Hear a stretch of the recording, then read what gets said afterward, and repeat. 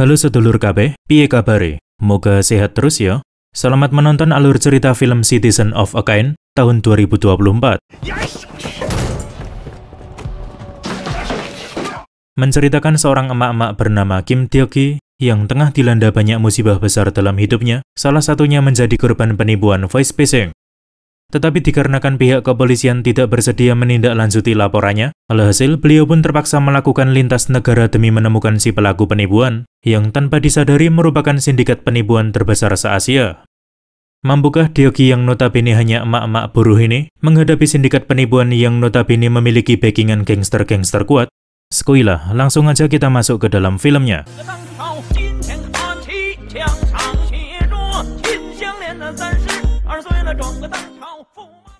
Film akan berfokus ke emak-emak bernama Kim Deok-gi yang tengah menghadapi titik terendah dalam hidup setelah rumahnya hancur dilanda kebakaran besar. Di mana demi menafkahi kedua anaknya yaitu Min-ji serta Hun, beliau harus bekerja banting tulang di perusahaan laundry, bahkan terpaksa menginap di sana berhubung tak mempunyai tempat tinggal lagi.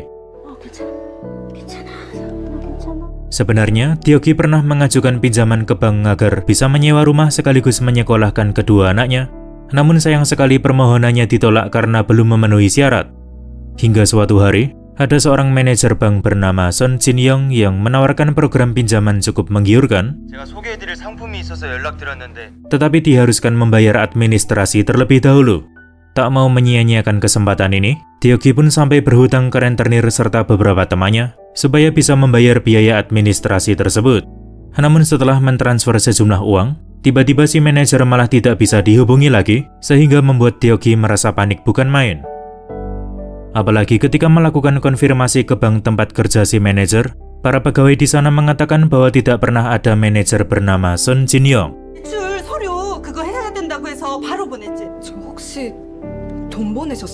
Ditambah lagi, mereka tidak pernah memungut biaya sepeser pun untuk mencairkan dana pinjaman. Ya, di saat bersamaan tubuh Deok-gi langsung terkulai lemas. Seolah-olah tak percaya menjadi korban penipuan voice phishing. Berpindah ke kantor polisi, tampak seorang detektif bernama Park merasa cukup kaget. Tak kala Deok-gi mengaku kehilangan 32 juta won akibat kasus penipuan voice phishing. 3,200이요? Kemudian seakan-akan menyalahkan Deok-gi, si detektif malah berkata bahwa bagaimana mungkin mentransfer uang sebanyak itu kepada seseorang yang notabene baru saja dikenal. Dengan perasaan agak kesal, seketika Deok-gi membuka penutup luka di lehernya sambil bercerita mengenai musibah besar yang tengah dihadapi oleh keluarga kecilnya, di mana rumah serta semua tabungan hangus terbakar, sedangkan pihak asuransi enggan memberikan ganti rugi sama sekali. Beliau pun mengaku tak bisa berpikir jernih pada saat itu, sampai-sampai bisa menjadi korban penipuan voice phishing. Tetapi meski begitu, kejahatan tetaplah kejahatan, dan sudah semestinya pihak kepolisian menangkap si pelaku, bukan malah menceramahi si korban. Hingga pada akhirnya, detektif Park berjanji akan segera menangani kasus ini, namun dirinya tidak yakin 100% dapat menangkap pelakunya. Mengingat jumlah kasus penipuan serupa memang sedang meningkat pesat, sampai-sampai membuat polisi Korea Selatan kewalahan mengatasinya. Berpindah ke kota Qingdao, Cina, memperlihatkan seorang pemuda bernama Jaemin yang bekerja di markas pusat jaringan penipuan.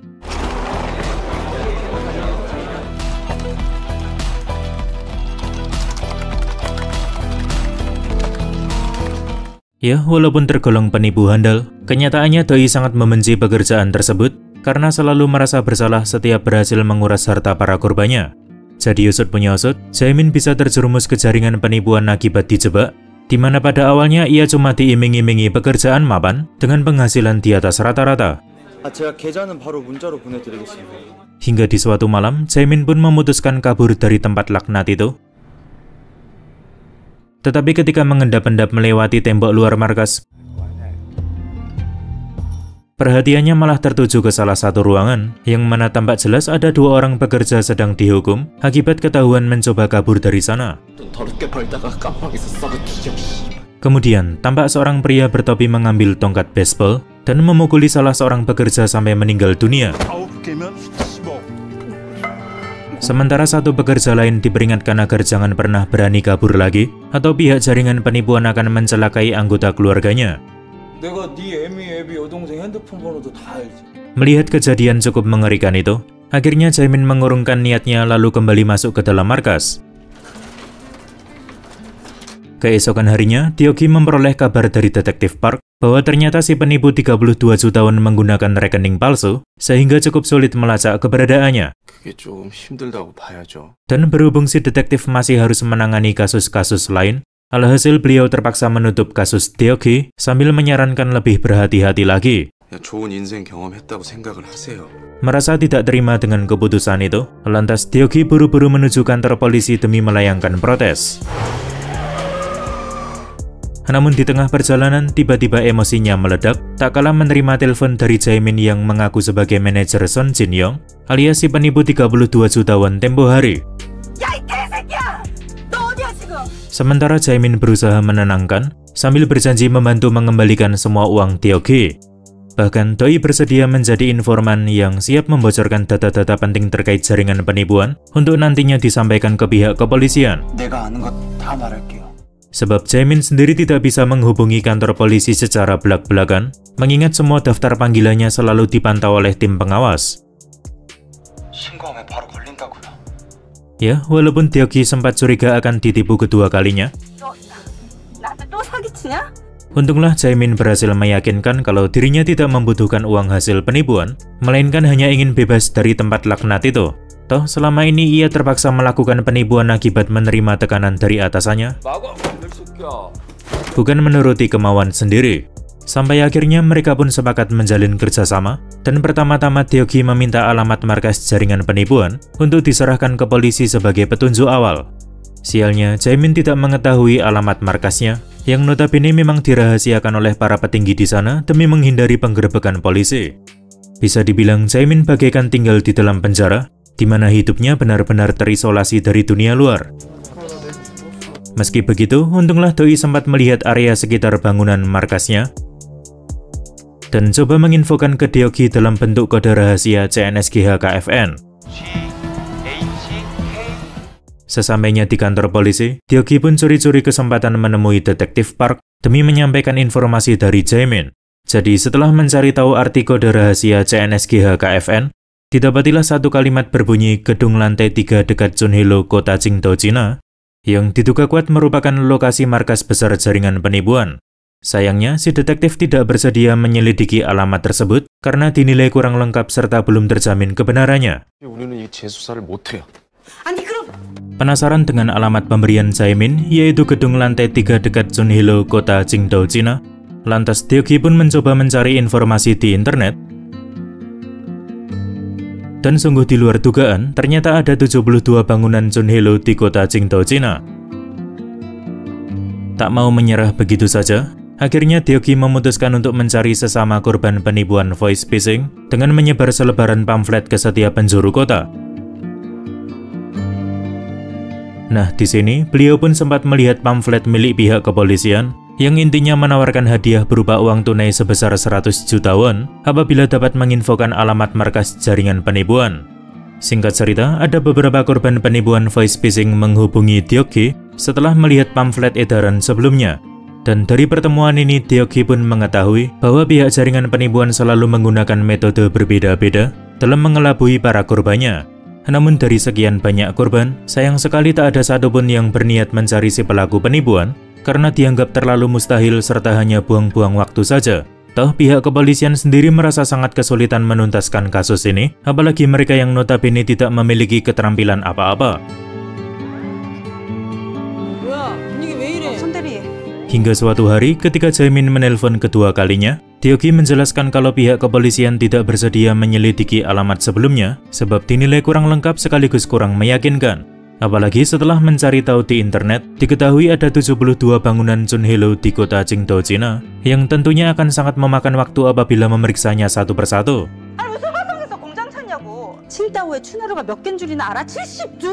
Alhasil, Jaemin coba memberikan informasi tambahan, di mana di dalam markasnya terdapat banyak mesin jahit tak terpakai. Kemungkinan besar merupakan bekas konveksi pakaian. Sementara di sisi lain, ketika Minji serta Hun bermain-main di area laundry, tiba-tiba mereka didatangi oleh seorang polisi wanita. Kemudian tak berselang lama Deok-gi menerima kabar dari salah satu rekan kerjanya bahwa Min-ji serta Hun hendak dibawa pergi oleh pihak kepolisian. Jadi usut punya usut, pihak kepolisian telah menerima laporan terkait Deok-gi yang mana dituduh tidak mampu menafkahi kedua anaknya, yaitu sampai-sampai berhenti sekolah, sekaligus menginap di area laundry yang notabene jauh dari kata layak. Sehingga demi menghindari hal-hal tak diinginkan, mereka hendak menitipkan Min-ji serta Hun ke pusat rehabilitasi sampai proses penyelidikan dinyatakan selesai. Ya, walaupun sudah memohon dan berjanji akan lebih bertanggung jawab lagi, tetapi pihak kepolisian tetap bersikeras menjalankan tugasnya. Seakan-akan belum cukup kehilangan harta benda, kini Deok-gi kembali dihadapkan kenyataan pahit, yaitu berpisah dengan dua buah hati kesayangannya. Apalagi ketika berusaha menghubungi detektif Park demi memohon agar kasusnya dibuka kembali. 박 형사님이요. Si detektif malah seolah-olah menghindari telepon darinya. Untunglah Deok-gi mempunyai sahabat sekaligus rekan kerja seperti Bong Rim dan Sok-je yang mana selalu bersedia mendengarkan keluh kesahnya. Di mana setelah menceritakan kronologi penipuan yang diketahui berpusat di kota Qingdao, Cina, di sini Bong Rim memberitahu bahwa jarak antara Korea Selatan ke Qingdao tidak begitu jauh. Mungkin hanya membutuhkan 1,5 jam perjalanan. Sebab Bong Rim sendiri sering bolak-balik ke Qingdao demi menemui adiknya yang memang tinggal di sana. Mendengar informasi tersebut, lantas Deok-gi memohon agar Bong Rim bersedia menemani ke Qingdao untuk menemukan alamat markas jaringan penipuan, yaitu mengingat Bong Rim cukup fasih berbahasa Mandarin dan adiknya bisa dimintai tolong mengantarkan ke sana kemari. Ya, walaupun sempat menolak ajakan itu, namun Bong Rim segera berubah pikiran tak kala melihat sebuah pamflet dari kepolisian yang intinya menawarkan hadiah berupa uang tunai senilai 100 juta won apabila dapat menginfokan alamat markas jaringan penipuan. Toh sesuai perkiraan Deok-gi, mereka hanya membutuhkan waktu 3 hari saja, bisa menggunakan libur akhir pekan Sabtu Minggu dan tambahan cuti di hari Senin.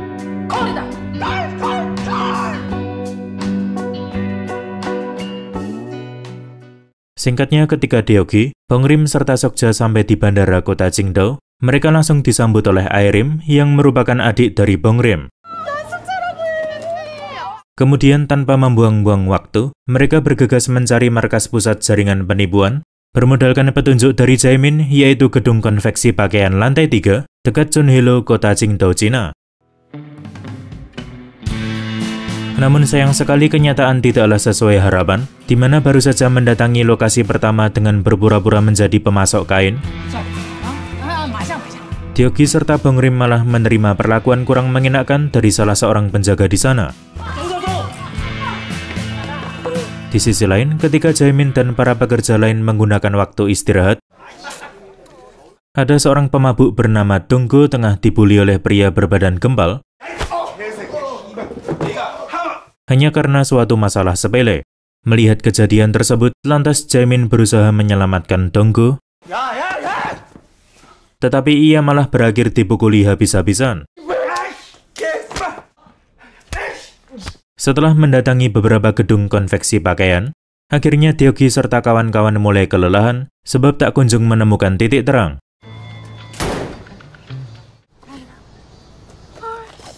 Sampai ada kalanya Bong Rim, Ae-rim, serta Sok-je merasa cukup kesal, tak kala Deok-gi mengatakan bahwa masih ada 63 tempat lagi yang harus mereka datangi. Kembali ke markas jaringan penipuan, tanpa sengaja Jaemin mendengar salah seorang pengawas sedang ngomel-ngomel karena selalu menerima tugas berat dari manajer Huang yang sangat menguras tenaga bila dikerjakan sendiri. Tak mau menyia-nyiakan kesempatan ini, Jaemin pun berusaha menyogok si pengawas tersebut agar bisa diangkat menjadi anggota timnya. Alhasil, hanya selang beberapa jam setelahnya, Jaemin resmi diangkat menjadi anggota tim pengawas dan tentunya memperoleh beberapa privilege khusus. Di antaranya seperti kewenangan memberikan teguran ke pekerja call center, di mana Jaemin memanfaatkannya untuk balas dendam ke pria gembal atas perbuatan semena-mena ketika jam istirahat tadi.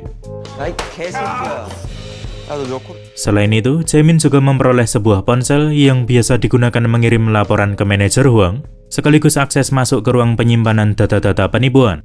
Sehingga sembari menjalankan tugas, Doi bisa curi-curi kesempatan mengambil foto keadaan markas.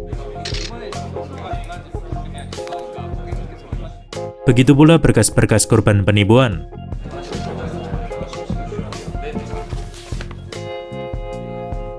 Sialnya, saat hendak mengirimkan foto-foto bukti ke Deoki, ponselnya malah tidak memperoleh sinyal sama sekali. Hingga pada malam harinya, Jaemin bersama anggota tim pengawas lain menerima tugas dari manajer Huang untuk menjemput calon-calon pekerja baru. Jadi sama seperti kasus Jaemin, sebelumnya mereka diberikan iming-iming bekerja di suatu perusahaan besar, yang padahal akan dipekerjakan secara paksa di pusat jaringan penipuan. Dan sesampainya di markas jaringan penipuan, semua calon pekerja langsung dimasukkan ke ruangan sempit dan gelap.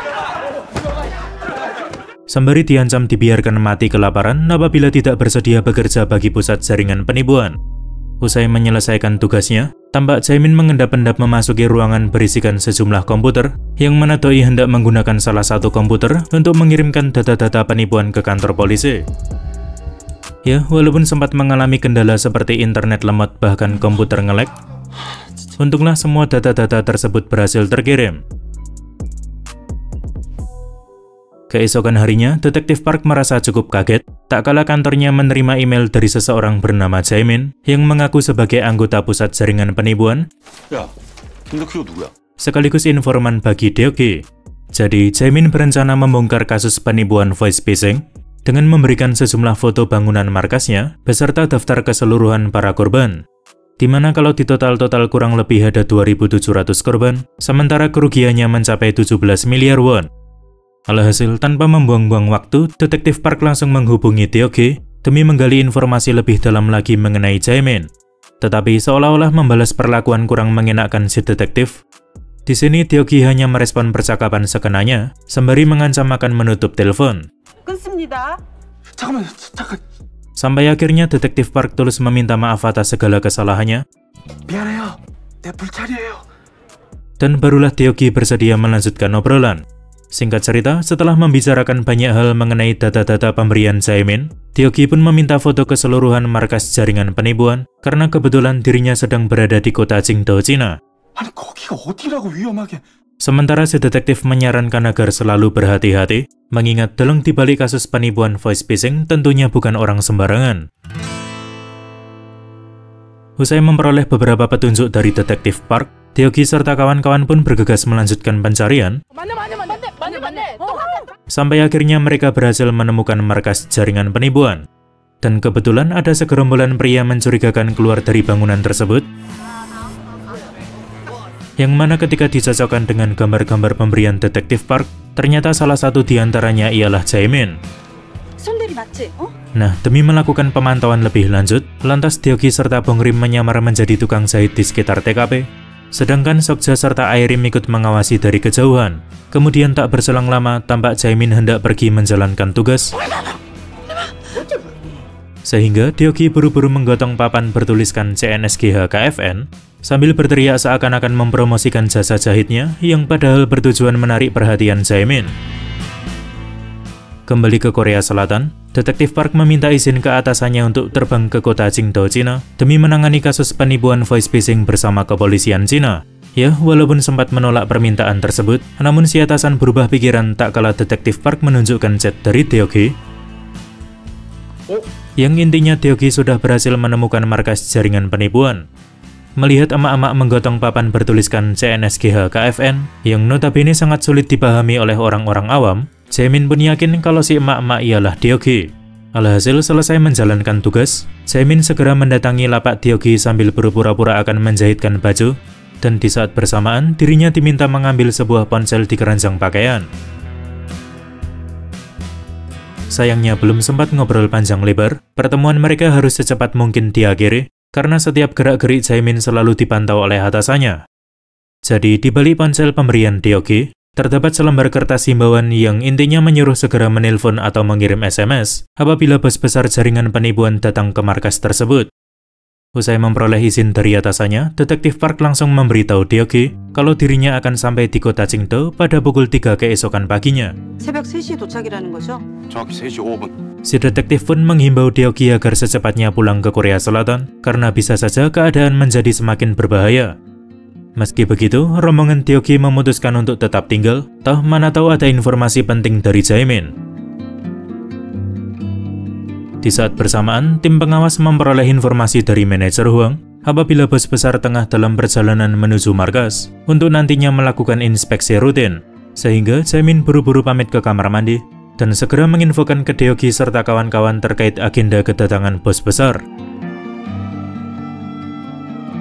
Namun seolah-olah bingung harus mengambil tindakan apa, di sini Deokgi hanya bisa menyarankan bersabar terlebih dahulu sebab detektif Park masih dalam penerbangan menuju Qingdao. Alhasil, mau tidak mau Jaemin memutuskan kembali ke kerumunan tim pengawas demi melakukan pemantauan lebih lanjut. Kemudian saat Deokgi serta kawan-kawan sibuk berdiskusi, tiba-tiba mereka mendapati kedatangan dua mobil yang berhenti tepat di depan markas, sembari menurunkan sejumlah gangster bersenjata. Beralih ke dalam markas memperlihatkan para gangster mulai melakukan pembantaian sadis, terutama terhadap manajer Huang serta anggota tim pengawas. Sialnya, ketika mencoba bersembunyi dari kegaduhan, ada seorang anggota gangster memergoki gerak-gerik Jaemin dan langsung melesatkan tusukan pisau ke perut Jaemin. Sementara di luar sana, Deokgi serta kawan-kawan mendapati sebuah mobil mewah parkir di depan markas, disusul kedatangan dua mobil box besar. Di mana usut punya usut, si pemilik mobil mewah merupakan bos besar jaringan penipuan bernama Myung-hwan. Dan ialah si pria bertopi yang pernah membunuh seorang pekerja di awal film tadi. Ternyata Myung-hwan memang sengaja membayar sekelompok gangster tadi untuk membantai tim pengawas, sebab ia sempat mendengar desas-desus jika salah satu anggota tim pengawas telah membocorkan lokasi pusat jaringan penipuan ini.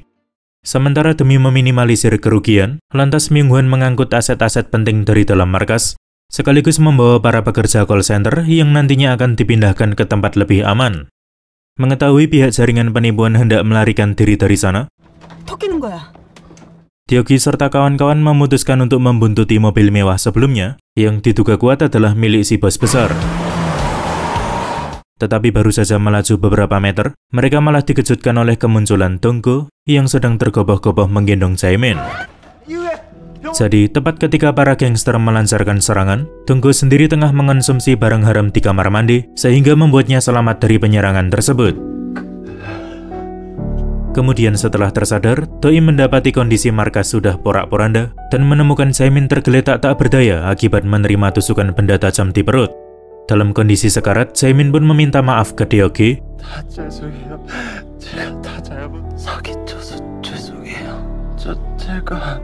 Sambil memberikan ponsel yang sempat digunakan merekam pembicaraan bos besar, usai membantai habis anggota tim pengawas. Di saat bersamaan, Donggo mengungkap identitas bos besar yang diketahui bernama Myung-hwan dan seringkali menggunakan topi berbentuk bulat. Di mana saat memeriksa video rekaman Jaemin, memang benar Deokgi melihat seorang pria menggunakan topi berbentuk bulat sedang berbicara menggunakan bahasa Mandarin.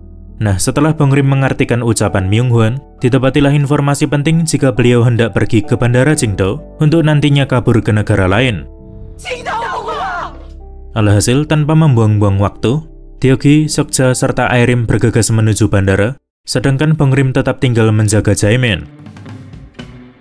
Lalu tak berselang lama, akhirnya pihak kepolisian datang bersama mobil ambulans, disusul oleh kemunculan detektif Park yang disambut tangisan haru Bongrim.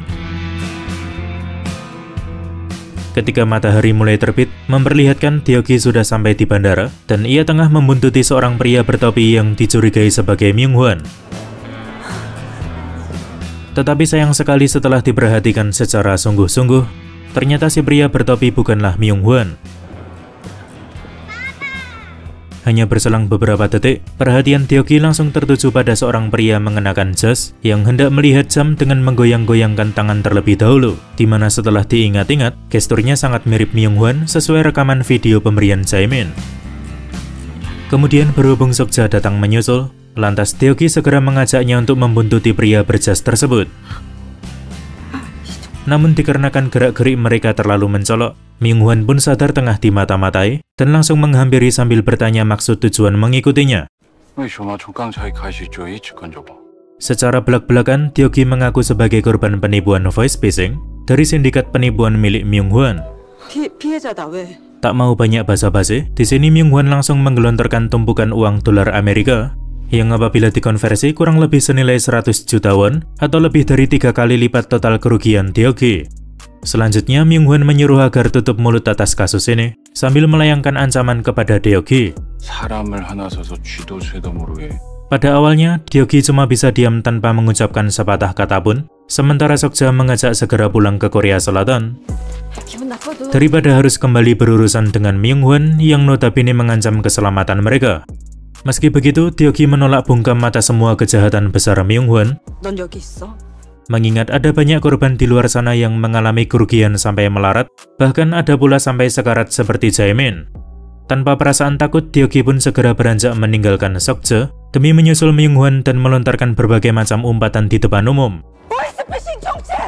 Teo-gi pun berkata tidak membutuhkan uang sogokan pemberian Myung-hwan, melainkan hanya ingin Myung-hwan dipenjara atas semua kesalahannya. Ya, siapa sangka akibat tindakan nekat tersebut, Teo-gi dibawa paksa ke toilet pria untuk dihajar habis-habisan. Seolah-olah tak mampu membendung amarahnya, di sini Myung-hwan melancarkan serangan demi serangan. Sedangkan Teo-gi cuma bisa pasrah sambil menahan rasa sakit di sekujur tubuhnya. Sampai akhirnya asisten Myung-hwan mengingatkan agar beranjak pergi dari sana, karena pesawat mereka akan terbang sebentar lagi. Namun saat menaiki eskalator, Myung-hwan baru sadar kalau paspornya raib dari kantong, yang kemungkinan besar diambil diam-diam oleh Teo-gi. Saat kembali ke dalam toilet, tampak Teo-gi tengah memegang paspor Myung-hwan, lalu memakan lembaran bagian identitas, yang otomatis membuat paspor tersebut tidak bisa digunakan lagi. Alhasil, Myung-hwan benar-benar hilang kesabaran, dan berniat membunuh Teo-gi dengan cara mencekiknya. Untunglah di saat bersamaan detektif Park datang bersama kepolisian Cina, yang mana melihat Teo-gi mengalami luka cukup serius, lantas si detektif langsung menghajar Myung-hwan. Intinya, berkat keberanian Teo-gi, Bong-rim, Sokja, serta Ae-rim, akhirnya bos besar jaringan penipuan berhasil diringkus pihak kepolisian. Beberapa hari kemudian, memperlihatkan Jaemin berhasil selamat dari kondisi kritis, dan dirinya sedang dimintai keterangan oleh utusan kepolisian terkait sepak terjang pusat jaringan penipuan. Sementara di sisi lain, Teo-gi terus dikejar-kejar oleh orang suruhan Myung-hwan untuk memberikan keterangan palsu yang dapat meringankan hukuman penjara Myung-hwan sambil mengiming-imingi uang 300 juta won sebagai imbalannya. Meski begitu, Teo-gi menolak mentah-mentah tawaran tersebut karena menurutnya mengorbankan keadilan hanya demi mengincar kekayaan semata adalah tindakan sampah dan sangat menjijikkan. Toh Teo-gi juga sudah merasa cukup bahagia dengan kehidupannya, di mana ia mampu memberikan tempat tinggal, pendidikan, sekaligus kasih sayang bagi kedua anaknya.